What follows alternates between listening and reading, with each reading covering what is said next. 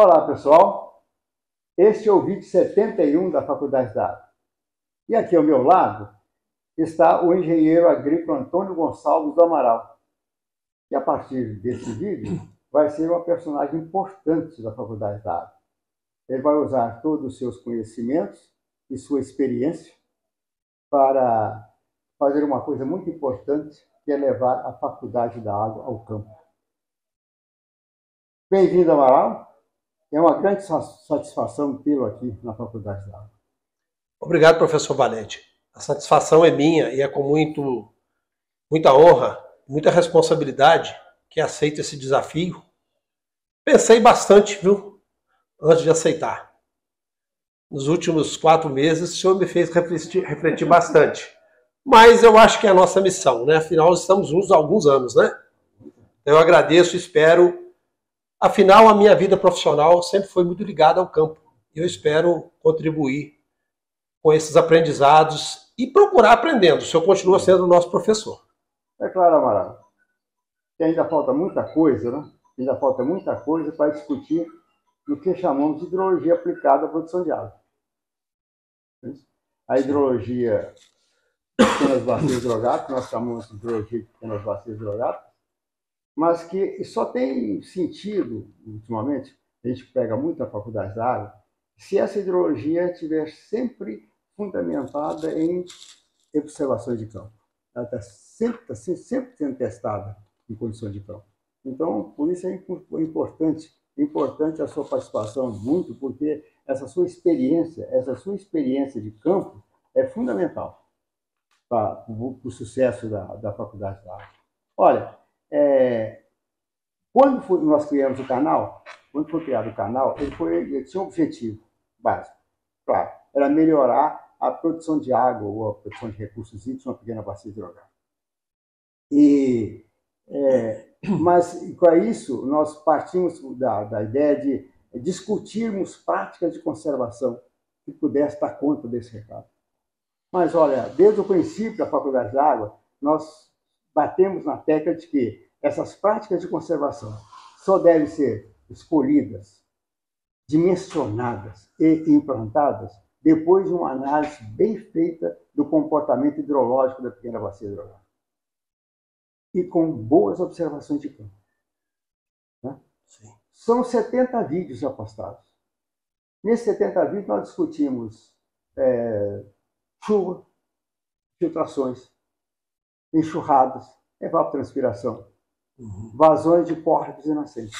E mostramos como usar isso nos planos de manejo de pequenas bacias. Então, essa é a ideia. Então, como nós dissemos, a sua experiência traz para isso, né? Para essa preocupação da Faculdade da Água, essa sua experiência de campo é muito importante.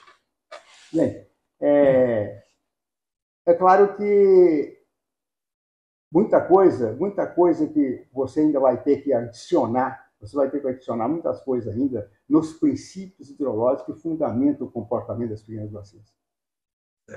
Evidentemente que isso aí. Então, esse é o objetivo básico da Faculdade da Água. Então, a solicitação que você viesse assumir isso, de agora para frente, é que nós terminamos uma fase, consideramos uma fase da Faculdade da Água, então vamos partir para uma nova fase. E nós estamos chamando essa nova fase de a faculdade está no campo. Porque até hoje o que fizemos foi discutirmos os aspectos teóricos, os princípios, mais o aspecto teórico. Tá?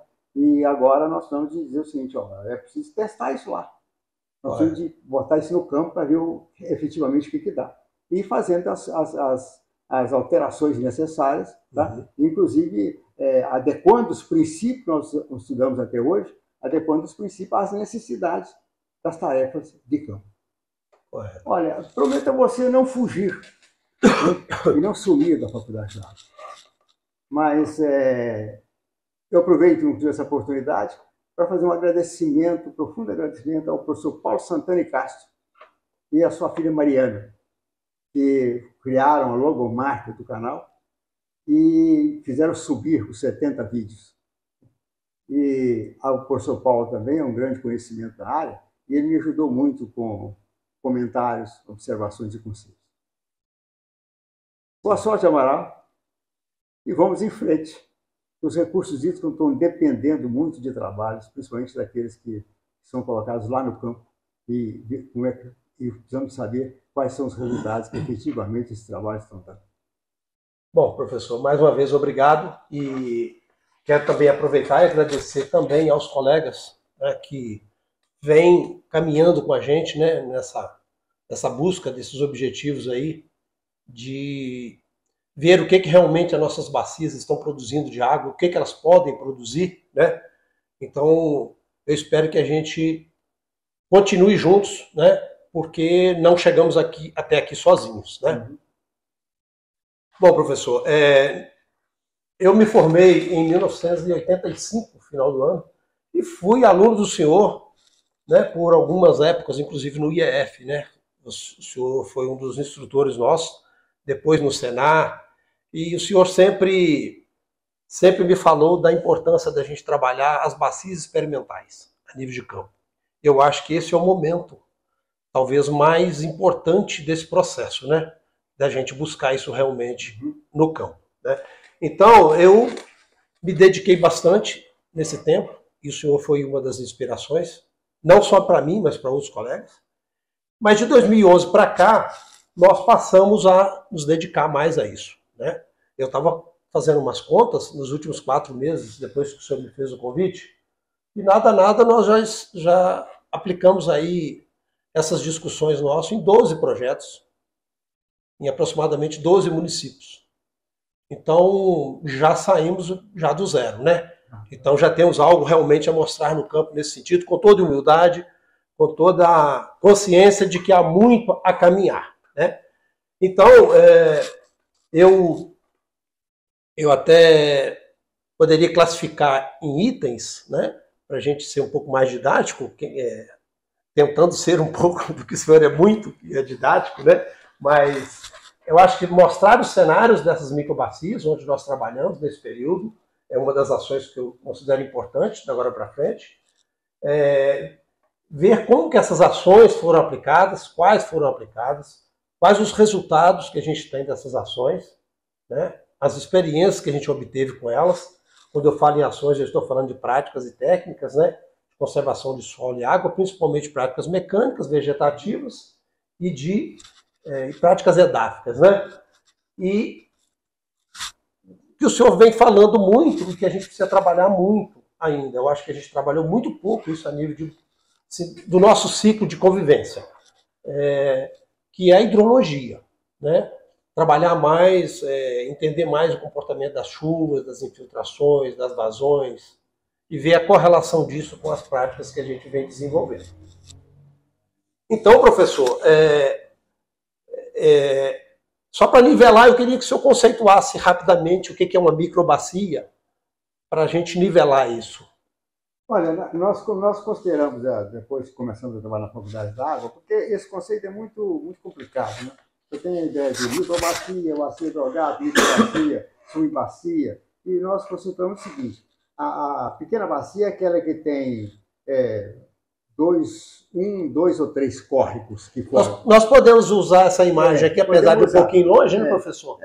São 1 ou 2, quanto você tem? Então, nós temos aqui essa pequena bacia de cabeceira. De cabeceira com um córrego cada uma, né? Cada uma. As duas se ajudam formando um novo córrego, que é o segunda ordem, falando de segunda ordem, as pontas da primeira ordem, segunda Isso. ordem. Então, se 2 bacias de segunda ordem se juntar, formam uma terceira ordem, então nós consideramos uma pequena bacia essa daí. Uma bacia que tem até terceira ordem. Então, aqui a gente poderia ter 1, 2, 3, 4, 5, 6, talvez 7 pequenas bacias, né? Pequenas bacias. Beleza. É só para você fugir daquele critério de área e adotar um critério de comportamento hidrológico, de complexidade hidrológica, até melhor dizer. Tá?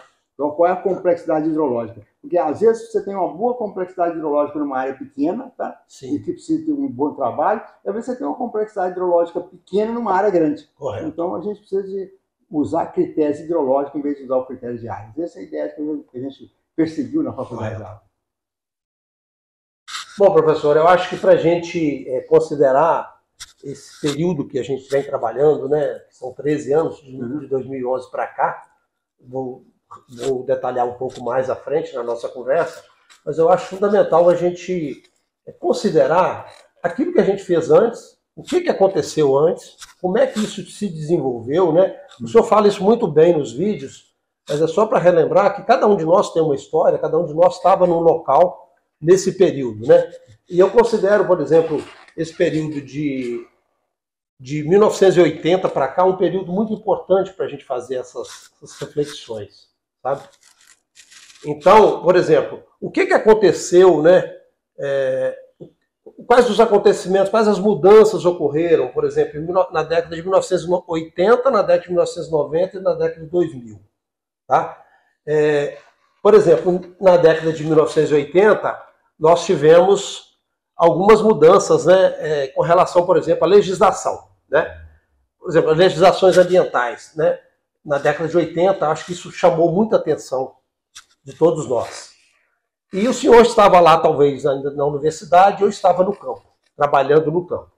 Mas isso realmente a gente tem que considerar que a partir dali a gente teve embasamentos, enquadramentos naquilo que acontecia no meio ambiente. Né?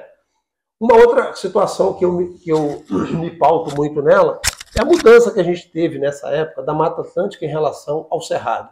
Uhum. Nós tivemos um desenvolvimento de tecnologia, nós tivemos até então, a nossa agricultura aqui no bioma Mata Atlântica era uma realidade, e a partir do desbravamento do Cerrado, a gente começou a ver que a gente precisava readequar melhor as nossas áreas, nossas propriedades rurais, em função principalmente de topografia. Mas até então a gente tinha uma exploração muito intensiva, ainda temos, né? Mas principalmente até então, e que nós tivemos muita degradação e muita perda de solo e água. Né? Então nós temos uma realidade de cenários dessas microbacias, assim, um cenário bastante de muita degradação, né? E também passamos a sentir nessa época, eu ainda como estudante, já começando a trabalhar, começamos a perceber as irregularidades de vazões de nascentes e cursos d'água. Algo que veio de uma consequência que veio de ações talvez há 200 anos, né? Há 300 anos, quando a Mata Atlântica ainda estava mais protegida. E aí, depois de 250 anos, a gente veio perceber isso. E aí, como resolver isso? Né? E na década de 90, eu destaco a iniciativa, através da lei, né, da lei dos recursos hídricos, lei das águas, a criação dos comitês de bacia e das agências. Uhum. Né? E a gente frequentava essas reuniões, eu trabalhava no IEF na época, e a própria Lei Federal dos Recursos Hídricos, de 1997. Né? E depois, na década de 2000, nós tivemos a criação da ANA. Então, nós tivemos um arcabouço aí de legislações e de mudanças, e nós estávamos no campo, ainda não antenados nessa questão ambiental. Né? E também sem saber o que a gente tinha de água. E quando a gente começou a perceber a falta de água, ou escassez, ou enchentes, inundações com mais frequências ou mais impactos, o problema já estava bem agravado. O senhor concorda comigo? Concordo. Né? Então, nesse período, né, de 1980 a 2000, eu acho que fica essa reflexão. Onde é que nós estávamos, o que nós estávamos fazendo, né, o que estava acontecendo nas nossas microbacias. Porque nós, em Minas Gerais, a gente tem um histórico de mapeamento e de planejamento de microbacias ainda muito tímido em relação a outros estados. Né? Então, outros estados de 1980 e 90 já estavam avançando bem mais na revitalização de suas microbacias, com planejamento, não é verdade? Então, e é interessante que a gente, quando está trabalhando, o mercado cobra da gente, cobra resultado. Como cobra? Como cobra. E aí, às vezes a gente não tem para ofertar para o mercado aquilo que ele quer. Uhum. Aliás, a vida é sempre assim, né? Quando você é vendedor, você tem todos os produtos, mas aquele que você não tem, o produtor quer comprar. E aí tá, se você trabalha em empresas, e as empresas não estavam muito atentas ainda a essa questão, principalmente da questão da água, né? Da gestão, do manejo. E isso aí, o senhor nos ensinou muito bem, e a gente desenvolveu isso, graças a Deus, no campo, de que a unidade de planejamento que melhor a gente pode trabalhar é a pequena bacia hidrográfica. Né? E a Lei Federal 9433 de 97 dos recursos hídricos já recomenda isso. Né? Então a gente não está inventando a roda, né? Bom, então, como é que eu cheguei até aqui? Né? Através disso, né? A gente procurando, enquanto isso, as coisas aconteciam, eu estava trabalhando no mercado, trabalhei com irrigação, trabalhei na área de fertirrigação, né? Eu lembro que na década de 90, e aí a gente vai associando aquilo que a gente estava fazendo com aquilo que vem acontecendo no Brasil, né? E talvez mais em Minas Gerais, e quem sabe na Bioma Mata Atlântica, né? Mas em 1990, eu trabalhava em usina e a gente desprezava a vinhaça. Ainda contaminava o meio ambiente. Já na década de 2000, eu trabalhando de novo em usinas, a vinhaça já era fertirrigação, era um insumo poderoso. Olha como que foi mudando, né? E aí, trabalhei também com armazenamento de grãos, trabalhei com cana, né, 2 ou 3 vezes. Depois trabalhei no IEF, que me deu, agradeço demais ao IEF, para mim foi uma escola, onde eu consegui realmente aprender num momento muito bom do IEF, né? Eu tenho muita gratidão ao IEF. E trabalhando com grandes culturas. Então, dessa forma, essa misturada que vai fazendo na cabeça da gente, vai fazendo a gente repensar tudo, né? E a nossa unidade de planejamento nunca deixou de ser pensada como uma pequena bacia hidrográfica. E a propriedade rural, né? O produtor rural, que é o maior agente, né? Ocupa a bacia, ou é dono dela ou ocupa a bacia? O dono dela ocupa a bacia. E por falar em dono, é uma mudança interessante, né? No domínio da água. Domínio da água, né? Até 1997... A água era de quem... Da área, proprietário da área. Não, e se eu vendesse a minha propriedade do senhor, eu ainda costumava criar um documento lá dizendo que eu vendia a propriedade, mas continuo tendo direito da água. A partir de 97, com a lei federal, de recursos hídricos, a água passou a ser de domínio público, um bem econômico, né? E de um bem limitado. Então a lei federal acordou para isso, nos acordou para isso, né? Então, mas o que isso tem a ver com a faculdade da água, né? Acho que no 70-20 o senhor coloca isso muito bem, não? Então, assim, eu acho que não seria muito prático, muito objetivo a gente falar só desse período de 2011 para cá, quando a gente começou realmente a implantar as nossas ideias, os projetos, né? Então, eu acho que esse histórico todo nos faz nos comprometermos com a causa, né? E o senhor usa assim, a palavra-chave, produção de água, que a gente entende. E muita gente não entende o que é produção de água na pequena bacia, porque talvez não tenha assistido os vídeos do senhor. Né? Porque o senhor trata a bacia como uma fábrica. Uma fábrica. Uma fábrica natural de água.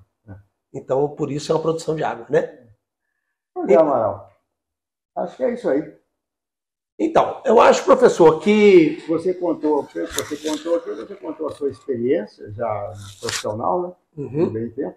E essa experiência que eu acabei de dizer, que ela é importante, né? Importante para essa nova fase da faculdade. Isso. Se a faculdade está no campo, é preciso de alguém que tenha o pé no campo. Com certeza. E eu acho que sozinho a gente não vai. Não. Né? Sempre equipe. Sempre equipe. E a equipe sempre pequena. Sempre limitada, né? E eu acho que nós temos muito a fazer, né? Eu acho que juntos, contando com o apoio do senhor. É que eu disse, não vou fugir. Tá. E eu queria, só para a gente concluir então esse vídeo, eu acho que nós teremos agora nos próximos vídeos aí a oportunidade de mostrar, né, o que realmente a gente tem discutido no campo, inclusive com a participação do senhor de 2011 para cá, né? E o que nós estamos desenvolvendo agora em alguns programas, como por exemplo o PSA, que é o Pagamento de Serviços Ambientais. Mas eu queria chamar aqui do nosso lado uma pessoa muito importante, né, nesses trabalhos dos últimos anos, que é a Daça, que está com a gente ajudando nos nossos projetos. Eu queria que ela sentasse um pouco aqui do lado do senhor, tá? Só para que as pessoas vejam quem é a Daça, que tanta gente já conhece. Ficar na frente lá mesmo.